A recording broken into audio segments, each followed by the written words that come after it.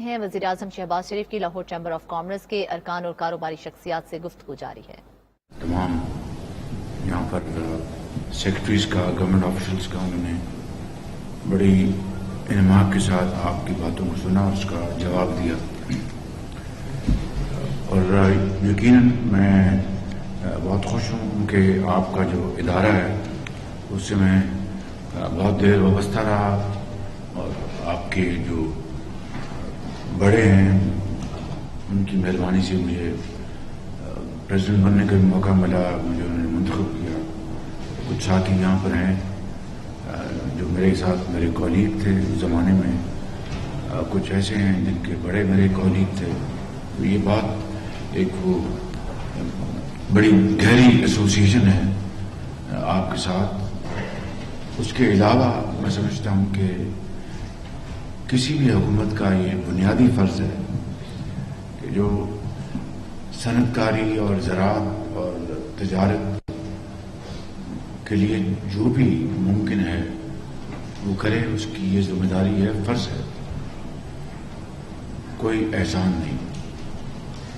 آج جو مشکل حالات سے ہمیں سامنا ہے وہ آپ کے سامنے سب اللہ تعالیٰ کا بے پایہ فضل و کرم ہے کہ IMF کے ساتھ ایک مشترکہ ٹیم ورک کے ذریعے وہ پروگرام منظور ہو گیا، پرسوں ان کے بورڈ نے منظور کر دیا۔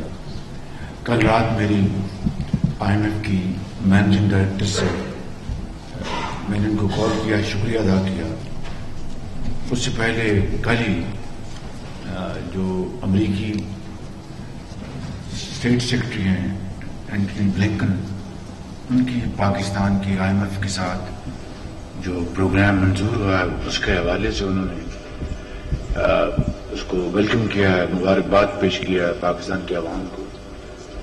اس سے یہ بھی میں سمجھتا ہوں کہ بات بڑی واضح ہو جاتی ہے کہ بدقسمتی سے پچھلی حکومت نے جو امریکہ کے ساتھ ہمارے تعلقات کو ایک کاری ضرب لگائی تھی، بالکل ناقبت اندیشی کی وجہ سے اور انتہائی محدود سوچ کے حوالے سے، اس کو اس مخلوط حکومت نے ان تعلقات کو ہموار کرنے میں دن رات ایک کیا ہے۔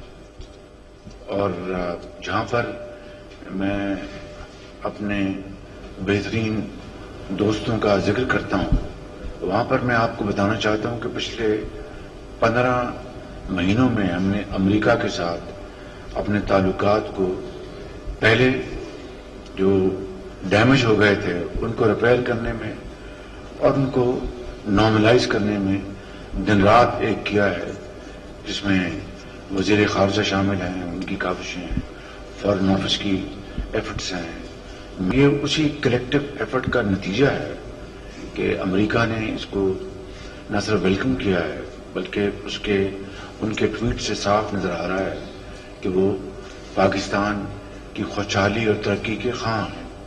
تو یہ ایک ایسا یہ مثال ہے جو ہمیں پلے باندھ لینی چاہیے کہ اپنے ذاتی پرسنل جو ہمارے انٹرسٹ ہیں ان کو قومی مفادات کے بالا نہیں بلکہ اس کے تحت رکھنی چاہیے۔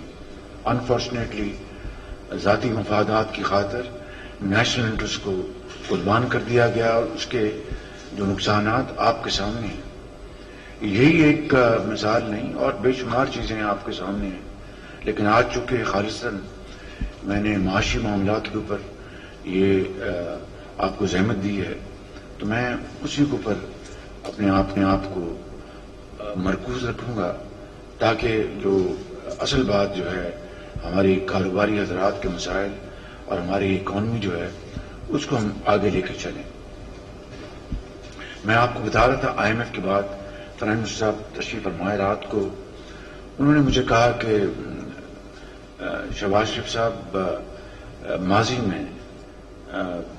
میں جب انہوں نے لفظ استعمال کیا تو ہمیں اچھی طرح سمجھ ہے کہ وہ کیا بات کر رہی تھی، کہ ماضی میں جو معاہدے کی خلاف ورزیاں ہوئیں اور ایک ٹرسٹ ڈیفیسٹ ہوا، اس سے بڑی مشکلات پیدا ہوئی اور اس سے گیپس بڑھ گئے اور معاملات جو ہیں وہ بڑے مشکلات میں چلے گئے، لیکن آپ کی اور آپ کی ٹیم کی، فائنانس منسٹر کی، سب کی ایفرٹ سے یہ پروگرام دوبارہ بحال ہوا ہے، تو میں آپ کو مبارکباد دیتی ہوں۔ اور پھر پیرس میں جو ہماری میٹنگز ہوئیں اس کا انہوں نے تفصیل سے ذکر کیا، تو میں نے ان کو یقین دلایا کہ یقیناً آپ کی پرسنل سپورٹ کے بغیر یہ معاملہ اچیو کرنا ممکن نہیں تھا۔ اور انہوں نے یہ بھی کہا کہ بورڈ میں یہ بات اٹھائی گئی کہ پاکستان نے جو IMF کنڈیشنلٹیز جو بھی اگری کی تھی اس کا انہوں نے اس کو آنر نہیں کیا، تو کیا گارنٹی ہے کہ یہ معاملہ اب چلے گا؟ تو ان کو میں نے کہا، یعنی IMF کی MD نے مجھے کہا کہ انہوں نے ان کو کہا کہ پرائم منسٹر سے میری پیرس میں بڑی تفصیلی میٹنگز ہوئیں اور انہوں نے کمٹ کیا کہ انشاءاللہ ہم اس کی پوری پاسداری کریں گے۔ اور میں نے ان کو کل یہ بتایا تھا اپنے ٹیلی فون کال میں کہ جب میری آپ سے پیرس میں گفتگو ہوئی پہلی ہوٹل میں، تو میں نے اس کے فوراً بعد حساب ڈار صاحب کو میں نے فون کیا، اپنا فائنانس صاحب کو، اور ان کو انہوں نے اپنے جو ان کی جائز ریزرویشن تھی مجھے انہیں بتائیں فائنانس منسٹر نے۔ میں نے کہا ڈار صاحب بالکل ٹھیک آپ فرما رہے، لیکن اب میری بات ہو گئی ہے، طے یہ ہوا ہے کہ آج رات دونوں ٹیمز ملیں گی، پاکستان کی اور IMF کی، اور اگلے 2-3 دن میں اس معاملے کو طے کرنے کی کوشش کریں گی۔ ڈار صاحب نے مجھے اپنے خدشات کا اظہار کیا، میں نے کہا کہ اس کو آپ بھول جائیں، مہربانی کر کے اس یقین اور اللہ پہ چھوڑتے ہیں، ہم کام کریں تاکہ اس کو ہم نے اچیو کرنا ہے۔ تو یقیناً اس کے بعد اگلی چند راتیں ڈار صاحب ان کی ٹیم پوری رات جاگی اور انہوں نے بڑے ایفرٹس کے ساتھ چیزوں کو دوبارہ ان کو کھولا، جس طرح ٹیکس بیس بڑھانا تھا اور چیزیں کرنی تھی، وہ سارے معاملات اگلے چند دنوں میں بڑی انہوں نے محنت سے کی۔ IMF کی جب MD سے میری بات ہوئی تو انہوں نے مجھے کہا کہ آپ کو بہت مبارک ہو، اسلامک ڈیولپمنٹ بینک نے $1 بلین کمٹ کر لیا ہے اور وہ گیپ جو ہے $1 بلین رہ گیا، باقی وہ پھر حساب ڈار صاحب نے الحمدللہ اس گیپ کو پورا کیا۔ تو میں نے ساری بات اس لیے بتائی ہے، بڑی یعنی کوئی اس میں بات چھپائی نہیں، کیونکہ اگر میں اپنی قوم سے یہ باتیں یا آپ سے جو متعلقہ جو افراد شیئر نہیں کروں گا تو میں اپنے دل میں رکھ کر یہ بات کروں گا تو پھر اس کے نتائج جو ہیں مطلوبہ وہ نہیں نکلیں گے۔ آپ کو پتہ ہونا چاہیے، ہم سب کو پتہ ہونا چاہیے، پوری قوم کو پتہ ہونا چاہیے کہ ہم کن مراحل سے گزرے ہیں، اور آج اگر ہم نے یہ پروگرام جو ہم نے جو اچیو کیا ہے وہ کوئی بڑی یہ کوئی کام اس حساب سے کام بہت بڑی کامیابی ہے کہ ہم خدا کے فضل و کرم سے ڈیفالٹ سے بچ گئے ہیں، لیکن اس حساب سے کوئی کامیابی نہیں کہ ہم نے کوئی بہت بڑا مارکا مارا ہے۔ ہم نے تو پاکستان کو ڈیفالٹ سے بچایا ہے، یہ بذات خود ایک بڑی حقیر خدمت ہے قوم کی، اس ملک کی، اور اس میں سب نے اپنا حصہ ڈالا ہے۔ میں اس کی تفصیل آپ سب کو بڑی اپنی تقاریر میں بتا چکا ہوں، میں اس کو دہرانا نہیں چاہتا۔ اب آئیں کہ اب ہم نے آگے کیا کرنا ہے، یہ ہے وہ پوائنٹ۔ یہ جو بریدنگ سپیس میں ملی ہے 9 ماہ کی، اس میں جس طرح آپ کے علم میں ہے الحمدللہ $2 ارب سعودی عرب سے ہمارے قومی خزانے میں آ چکے ہیں، $1 ارب UAE سے ہمارے قومی خزانے میں آ چکا ہے، پرسوں IMF کا $1.2 بلین وہ آ چکا ہے، اور جو باقی فائنانس صاحب نے آپ کو بتایا سارا، اس کے بعد ہمارے اس سے پہلے ریزروز کیا تھے، اب یہ جو $4.2 بلین آیا ہے اس سے ہمارے ریزروز ڈاکٹر صاحب کہاں پہنچے ہیں؟ 14 ارب ڈالر پہنچ گئے۔ جی جی جی 14 بلین ڈالر پہ اور ہم نے جی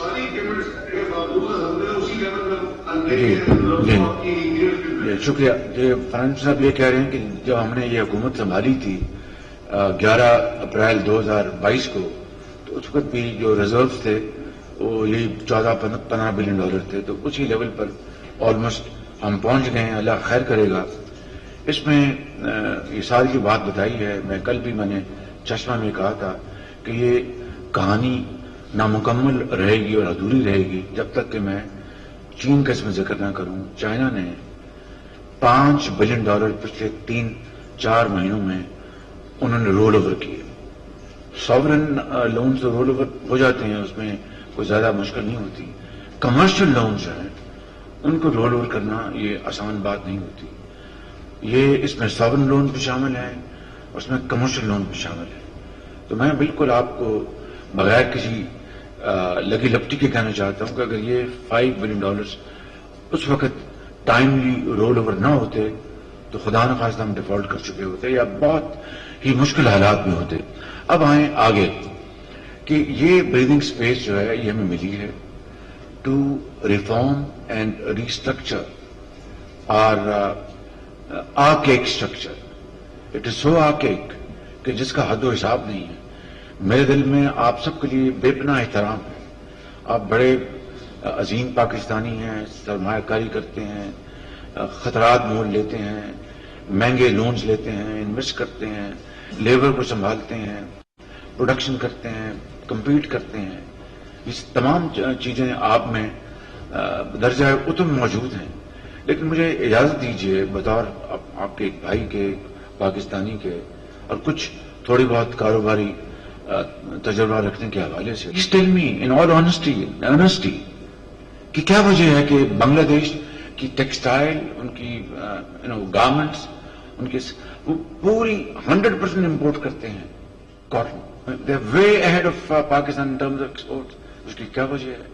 ہماری کاٹن جو ہے وہ ایک زمانے میں 14 ملین بیلز پہ گئی تھی. آج پچھلے سال اس سے پچھلے سال 3-4 ملین بیلز پہ رہ گئی. اس میں میں آپ کو جو ساری بات کر رہا ہوں، میں I am not trying to hold you responsible.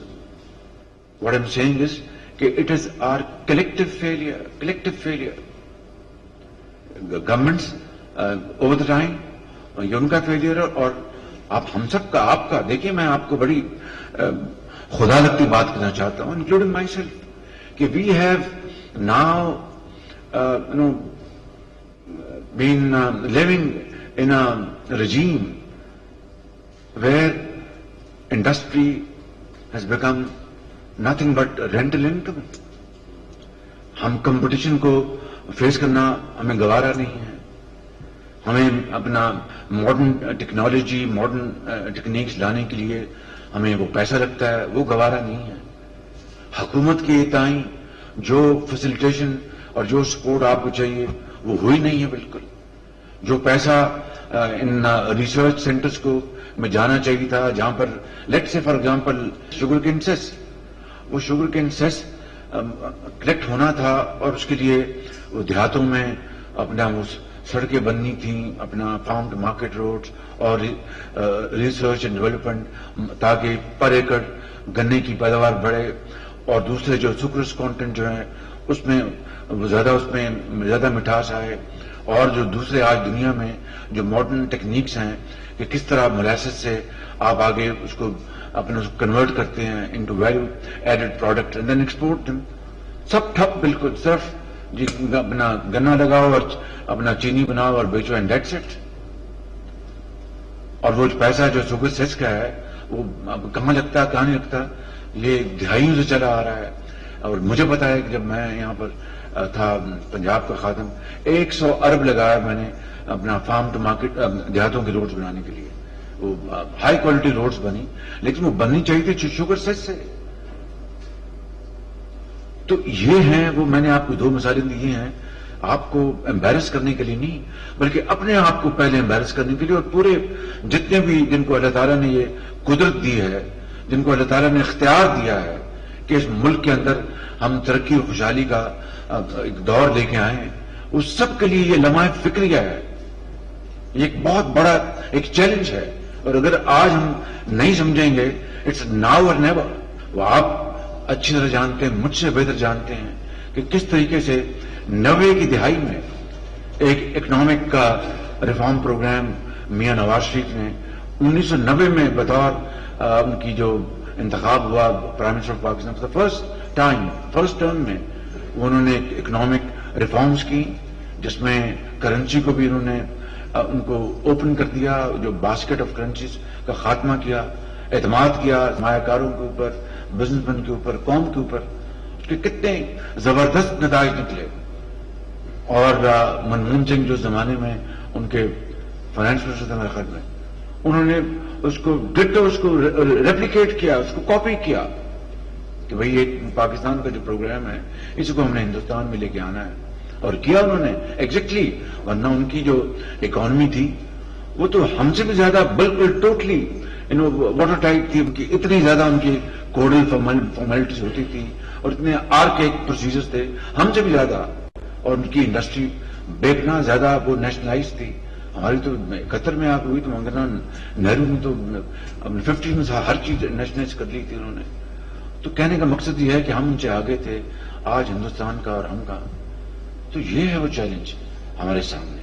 اس کو ہم نے بہت سنجیدگی کے ساتھ بڑی ایمانداری سے دیکھیں.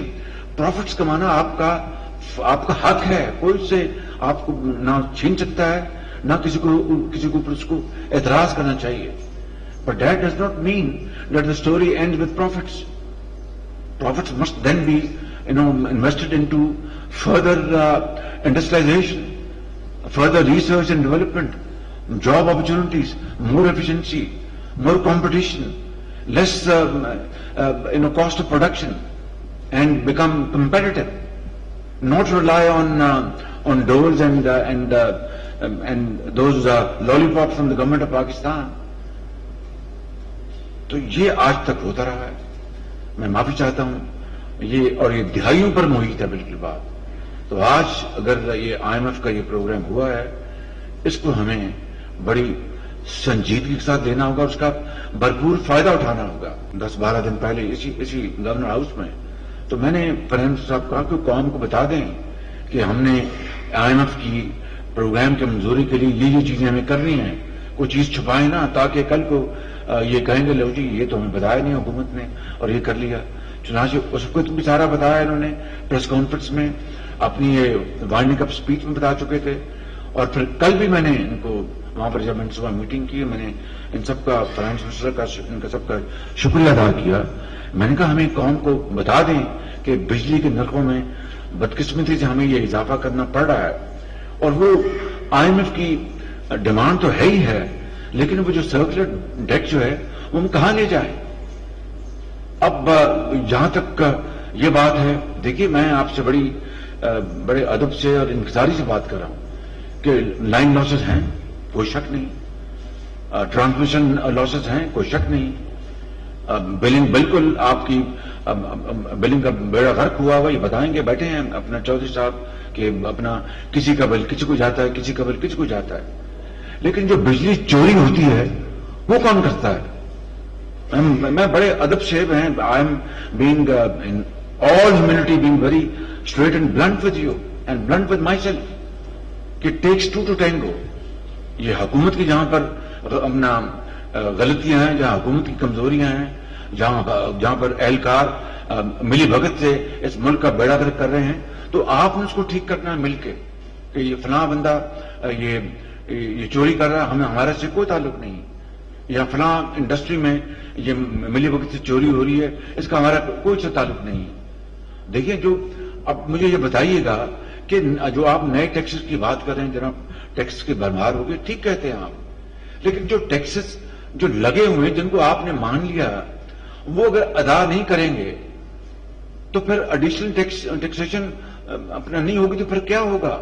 وہ جو گیپ ہے، یوننگ گیپ، کہ اگر 100 روپیہ اگر آپ نے مانا ہوا کہ ہم نے 100 روپیہ دینا ہے، انڈسٹری نے، کامرس نے، ٹریڈ نے، زراعت نے یا پروفیشنل جنہوں نے بھی 100 کے بجلے اگر 60 روپے آئے گا یا 70 آئے گا تو 30 کہاں سے لے کے آئیں گے آپ؟ کہیں سے تو لانے ہیں پر آپ نے. वहां यहाँ पर आप नोट छापेंगे या टैक्स लगाएंगे, तो इस तरह तो दुनिया हम तरक्की नहीं कर सकते। तो मैं समझता हूं कि हमें ये अब बेसिक स्ट्रक्चरल रिफॉर्म्स हमें लानी होंगी।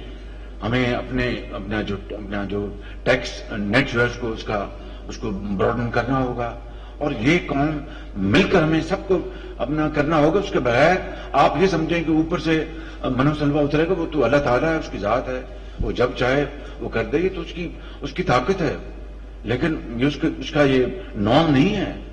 वरना वो क्यों कहता है कि मेहनत करो और मेहनत करो मेहनत करो। तो मैं समझता हूं कि हमें आज जो मैंने ये मीटिंग की है, इसकी गर्ज़ व गायत ही यही है कि I want to be very honest with you. I mean, we will be obviously, completing our term next month, ताकि आगे सिस्टम चले, इंटर्म गवर्नमेंट आए जो आइन कानून कहता है, और फिर जिसको भी कौम मैंडेट देती है। लेकिन ये जान जोखों का काम है, कुर्बानी देनी होगी, इजहार से काम लेना होगा। It's all about blood and sweat, hard work. ये कोई मिठाई या कोई खीर नहीं है। गरीब आदमी देखें वो कहां चला गया। मुझे कोई शख्स कल बता रहा था कि नई रेंज रोवर मैंने मंगाई है, 14 करोड़ रुपए की पड़ी है, और उसमें 6-7 करोड़ रुपए टैक्स दिया है। मैंने कहा अगर आप रिस्के हलाल कमा रहे हैं तो आप गिला किस बात की कर रहे हैं, मुझे क्यों गिला कर रहे हैं। गरीब आदमी के पास तो साइकिल नहीं है, उसको तो अपना जो जिनका वालिद या वालिदा इस दुनिया से दागे मुबारकत दे गए, उनके बच्चे तो उनके यतीम बच्चे जिंदगी के अंधे थपेड़ों के हवाले हो गए, उनका कौन पूछेगा, उनको कौन उनके सरों पर दस्ते चपकत रखेगा। आप तो 14 करोड़ रुपए बड़ा आसान मुझे कह रहे हैं कि गाड़ी मंगवाई है बड़े फख्र से। I mean, good luck to you. I don't have any grudge against you if you have earned it through your honest veg, that's your. But what about those millions helpless people, families in this country, जिनके पास ये अपना गुजारा करना उनके लिए बड़ा अपना फैसला करना मुश्किल है कि इस तनख्वाह से बीमारी के लिए माँ की दवा लाएं, बच्चे के लिए तालीम लाएं, जूती लाएं, ईद शबरात पर उनको नए कपड़े लाएं। So let's have a heart. ये मैं समझता हूं ये वो चैलेंज है जिसका आज हमें सामना है। अगर एक्सपोर्ट नहीं बढ़ाएंगे तो फिर कबाड़ा हो जाएगा। अब मुझे बताएं please, I mean, it's a very, thorny question. I'm bringing it up. ये $3 बिलियन का जो दिया गया 4% इंटरेस्ट के ऊपर चंद साल पहले, ये एसएमएस को क्यों नहीं दिया गया? अगर सबसे इसके हकदार ज्यादा थे तो स्मॉल मीडियम एंटरप्राइजेस थे, जो कि रीढ़ की हड्डी होते हैं किसी भी अपना मुल्क की सनत और माश के लिए। आप जापान चले जाएं, वहां की अगर टोयोटा है या होंडा है या जो भी है, 80% जो पार्ट्स एंड कंपोनेंट्स बनते हैं वो एसएमईज बनाती हैं। वो उस सनत में नहीं बनते, टोयोटा नहीं बनाता, टोयोटा के उसमें स्टैंप होती है। यही आप साउथ कोरिया चले जाएं, आप जर्मनी चले जाएं, SMEs all over the world are the main driving engine of their large industrial empires. उनको तो कोई पूछता नहीं है। अब वो जो $3 बिलियन के जो कर्जे हैं, वो जो बड़े बड़े जो बिजनेस हाउसेज है वो ले गए, वो जवाब दे कौम को कि उन्होंने एक्सपोर्ट प्रोपोर्शनेटली एक्सपोर्ट कितनी उन्होंने उसमें बढ़ोतरी की। इसी तरीके से मैं अपना आपका चैम्बर है, मुझे याद है जब मैं आपके बड़ों ने आपने मुझे मुंतखब किया तो फर्स्ट टाइम रिसर्च सेंटर हमने चैम्बर में हमने इंस्टॉल किया था, और चैम्बर के वसाइल थे ताकि जो अपना मेंबर्स हैं उनको बेनिफिट मिले। This should have been replicated and multiplied 1000 times over all over Pakistan. हुआ यह कि अयूब रिसर्च सेंटर वो दम तोड़ गया, फलां मुल्तान रिसर्च सेंटर वो दम तोड़ गया, और सब सियासी भर्तियां, सब मेरिट की धज्जियां उड़ा दी गई, बिल्कुल बड़ा गर्क हो गया बिल्कुल। But I mean, is this the way we have to accept and sit down and say goodbye, or stand up, say no to this and accept the challenge?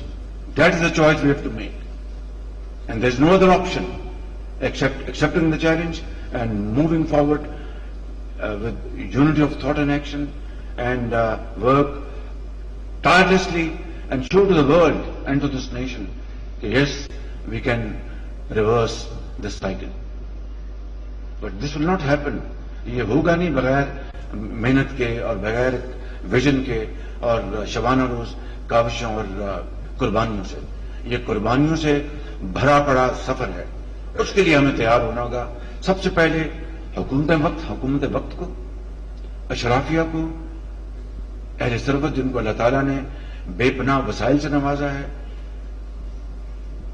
اور ہماری جو بیوروکریسی ہے، میں ان کو زیادہ دوش نہیں دیتا. ان کے ساتھ جو نیب کے زمانے میں ہوا ہے، تو اگر یہ اپنا سب گھر چلے جاتے تب بھی میں ان کو کچھ نہ کہتا. جن لوگوں نے کام کیا اور برگرفتاری سے منصوبے لگائے ان کو پکڑ کے اندر کر دیا، اور اتنے بےہودہ اور بے بنیاد الزامات لگائے گئے، اور آج تک کیا نکلا وہ سب آپ کے سامنے ہے. اور جس زمانے میں جو منصوبے جن کی بنیاد نواز شریف نے رکھی تھی، بے شمار منصوبے تو نواز شریف نے اس زمانے میں مکمل کر لیے. مثلا بجلی کی لوڈ شیڈنگ 20 گھنٹے کی تھی، آپ کو یاد ہوگا. یہ کوئی احسان نہیں، it was our duty and responsibility which اللہ تعالیٰ was infinitely merciful and kind on Mian Nawaz شریف کہ ان کی لیڈرشپ میں سب مکمل ہو گئے. آج میں نے جانا تھا جنگ میں وہ 1200 میگا واٹ کا منصوبہ بجلی کا LNG کا، جو ہمارے زمانے میں نے پنجاب میں ہم نے 2 لگائے تھے، 2 فیڈرل گورنمنٹ نے لگائے تھے، 2 ہم نے لگائے تھے. وہ آج میں نے جانا تھا، مکمل ہو گیا. اندازہ کریں 2019 کے نومبر میں اس نے مکمل ہونا تھا. 2017-18 میں ہم نے اس کے اوپر کام سٹارٹ کر دیا تھا. ہر چیز اپنا فائنینشیل کلوز ہو گیا تھا، امپورٹس LC سب چھوڑ گئی، پہلی ٹربائن بھی آ گئی تھی، اور 2019 آج تک مکمل نہ ہو سکا. اب اس 6 سال میں آپ مجھے بتائیں جو 30-40 ارب روپیہ اس کے اوپر اوور رنز ہوئے ہیں، اس کو کون ذمہ دار ہے؟ یہ 30-40 ارب روپے کے آپ کے ریسرچ سینٹرز بن سکتے تھے، آپ کے اپنا کاٹن کے سیڈ کی اس کی جرمنیشن کے لیے بے پناہ کام ہو سکتا تھا. آپ کی گنے کی، آپ کی گندم کی، آپ کی میز کی، کنولا. میں ایک مثال آپ کو دے رہا ہوں، اس طرح کی اپنا سینکڑوں مثالیں ہیں جو کہ میں یہاں پر دے سکتا ہوں. But all this is not meant to depress ourselves. It is meant to have a self-honest introspection. کہ ہم اپنا بالکل سر سے لے کے پاؤں تک ایک اپنی انویسٹیگیشن کریں، پورا ایک حساب لگائیں کہ ہم کہاں تھے اور کہاں آ گئے ہیں. تو اب بتائیے وہ 40 ارب روپے کا وہ فالتو پیسہ جو حرام چلا گیا اس لیے کہ اس حکومت کو منظور نہیں تھا کہ نواز شریف کا منصوبہ وہ ان کو مکمل کرے. بھائی میں آپ کو بتا رہا ہوں 1122 جب 2008 میں ہماری حکومت آئی اور مجھے اللہ تعالیٰ نے یہاں کا پہلی مرتبہ دوسری مرتبہ بنایا، 1122 یہ میرا منصوبہ نہیں تھا، پچھلی حکومت کا تھا. میں نے پورے پنجاب میں پھیلایا بیکاز یہ بڑا زبردست منصوبہ تھا. اگر ہم اچھی چیزوں کو اس طرح 72 سال میں اس کو دفن کرتے آئے کہ بھئی یہ پچھلی حکومت نے لگایا تو ہمیں ان کی نیک نامی منظور. میں نیک نامی، ان کے لیے نیک نامی تو آپ کی ہے کہ آپ نے ایمانداری سے خلوص کے ساتھ اس کو اون کیا اور اس کو آپ لے کے آگے چلے. It is time to stand up, accept the challenge. اور میرا ایمان ہے کہ یہ ان تمام تر مشکلات کے باوجود بھی یہ ہو سکتا ہے، اس میں کوئی مشکل نہیں ہے. It is difficult but not impossible. یہ بالکل وہ جو مصرع ہے، اٹھ باندھ کمر کیا ڈرتا ہے پھر دیکھ خدا کیا کرتا ہے.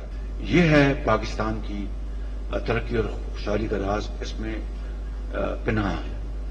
اور یہ SIFC جو ہے بڑی ہی ارکریزی کے بعد یہ تشکیل پایا ہے. اس کا وزیر اعظم پاکستان ایپیکس کمیٹی کا چیئرمین ہے. اس میں the whole of the government اس میں شامل ہے، تمام ادارے شامل ہیں. اس میں وفاق شامل ہے، وفاقی حکومت، 4 صوبے شامل ہیں، عسکری قیادت شامل ہے. ان کی اس میں بے پناہ کنٹریبیوشن ہے عسکری قیادت کی. اور دیکھیں یہ بات یاد رکھیں کہ شاید آپ یہ سمجھتے ہوں گے کہ شہباز شریف اس کو عسکری قیادت کا ذکر کرتا ہے. I have been through the worst of time under military dictatorship. لوگ کہتے تھے مشرف کا میرا بڑا تعلق ہے، تو مشرف نے مجھے کہاں پہنچایا؟ جیل میں بھی گیا اپنے بھائی کے ساتھ، اٹک میں بھی گیا اپنے بھائی کے ساتھ، ایگزائل میں بھی گیا اپنے بھائی کے ساتھ. عمران خان کی حکومت جو تھی وہ جس طرح آئی آپ سب جانتے ہیں. عمران خان نے بے پناہ ظلم کیا پوری اپوزیشن کے ساتھ, زرداری صاحب کی بہن کے ساتھ, زرداری صاحب کے ساتھ, میری بھتیجی کے ساتھ, میرے ساتھیوں کے ساتھ. میری بات نوٹ کر لیں کہ پاکستان کے حالات جس جگہ آج آ کھڑے ہوئے ہیں, جو میں نے ابھی اس کی جو ایک تصویر کشی کی آپ کے سامنے اپنا حقائق کی بنیاد پر, معروضی حالات کا تقاضا ہے کہ اس ملک کے تمام ادارے اپنے آئینی دائرے میں رہ کر ایک دوسرے کے ساتھ پوری کوآرڈینیشن اور کوآپریشن کریں تاکہ پاکستان آگے بڑھے.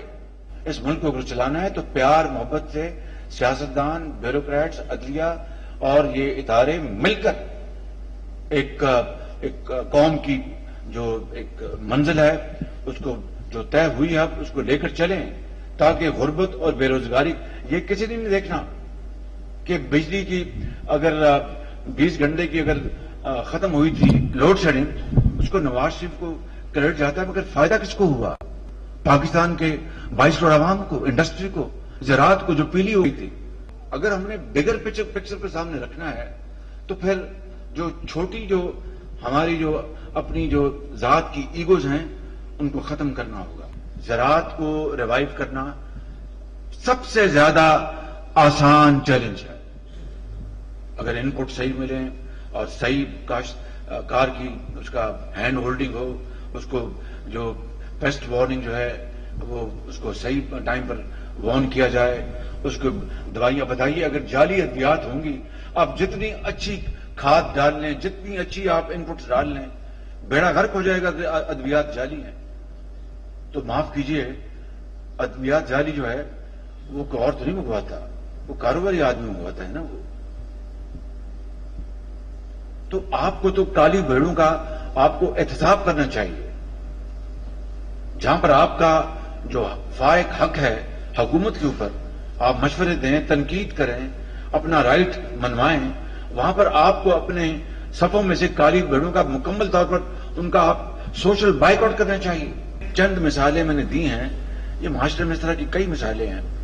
تو میں سمجھتا ہوں کہ بات بہت آگے چلی گئی, لیکن I think I will leave this room as a very satisfied man Pakistani, that I have spoken to you absolutely in no uncertain terms and sensitized myself and all of you about the challenges, and also given you that not ray of hope but great hope that inshallah if we move with unity of thought and action in unison, کوئی مشکل ہمارے راستے میں نہیں رہے گی.